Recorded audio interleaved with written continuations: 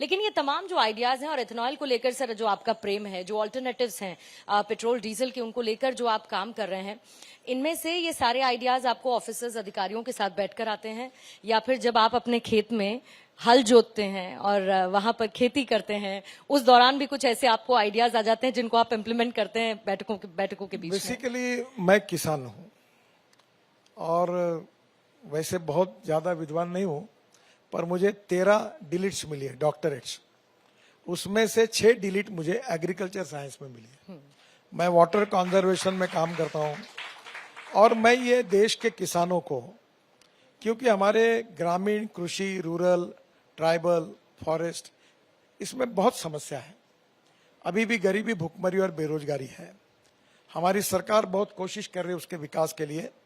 तो जल, जमीन, जंगल और जानवर पर आधारित बेस्ट टेक्नोलॉजी का उपयोग करके हम कैसे ग्रामीण क्षेत्र में, कृषि क्षेत्र में परिवर्तन लाए, ये मेरा लाइफ मिशन है। इसमें हमारा किसान अब केवल अन्नदाता नहीं है, वो ऊर्जादाता बना है। अब ऊर्जादाता नहीं है, वो ईंधन दाता बना है, क्योंकि इथेनॉल बना रहा है। अब ईंधन दाता नहीं, वो हाइड्रोजन दाता बना रहा है। अब हाइड्रोजन भी बनाएगा। अब हाइड्रोजन भी नहीं तो अब किसान हवाई ईंधन दाता भी बनाए। अब पानीपत में परली से 78,000 ton per year sustainable aviation fuel, हवाई ईंधन भी तैयार हो रहा है।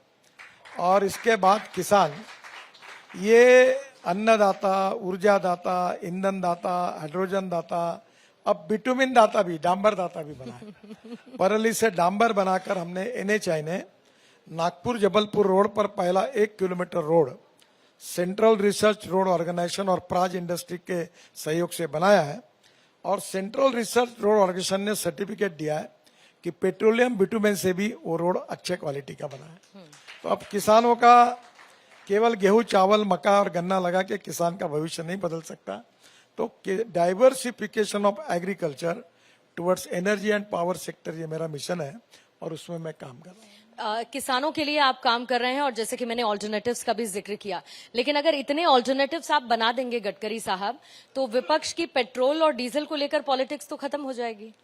नहीं, देखिए, पेट्रोल डीजल ये हमारे लिए इकोनॉमिक प्रॉब्लम है और प्रदूषण की समस्या है। हमारे देश के रोड सेक्टर का 40% जो पोल्यूशन है, एयर पोल्यूशन, वो फॉसिल फ्यूल के कारण है, पेट्रोल डीजल के कारण है। और ये प्रदूषण दिल्ली में, जैसे मैं दिल्ली में करीब 1 लाख करोड़ के रोड बना रहा हूँ दिल्ली NCR में, और 50,000 करोड़ के नए प्रोजेक्ट बना रहा हूँ, फिर भी दिल्ली में इतना प्रदूषण है, परली जलाते हैं। तो मैं तो 2 फिलोसॉफी पे काम करता हूँ, वेस्ट टू वेल्थ। अब परली से इथेनॉल बन रहा है, परली से CNG बन रहा है, परली से एविएशन फ्यूल बन रही है, परली से बिटुमिन बन रहा है। और उसी प्रकार से कचरा, अब दिल्ली में 4 टेकड़ी है कचरे की।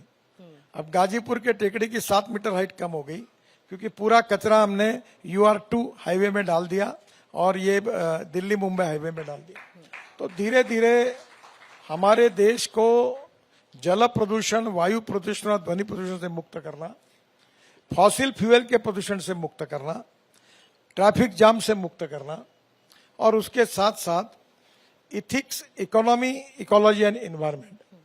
तो इकोलॉजी एंड इन्वायरमेंट को प्रोटेक्ट करते हुए भी हमारे इंफ्रास्ट्रक्चर को डेवलप करके इकोनॉमी को भी मजबूत करना, ये हमारा मिशन है। आपको मैं एक ही बात बताना चाहता हूं कि हमारे देश की लॉजिस्टिक कॉस्ट 16% है और चाइना की 8% है, अमेरिका और यूरोपियन कंट्री की 12% है।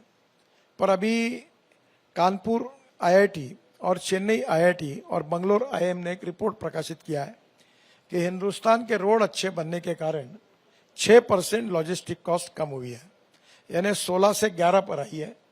पर अभी जो फ्यूल में बदल कर रहे और रोड अच्छे बना रहे, मैं विश्वास के साथ बताना चाहता हूं कि इस साल दिसंबर होने के पहले हमारी लॉजिस्टिक कॉस्ट 8% पे आएगी।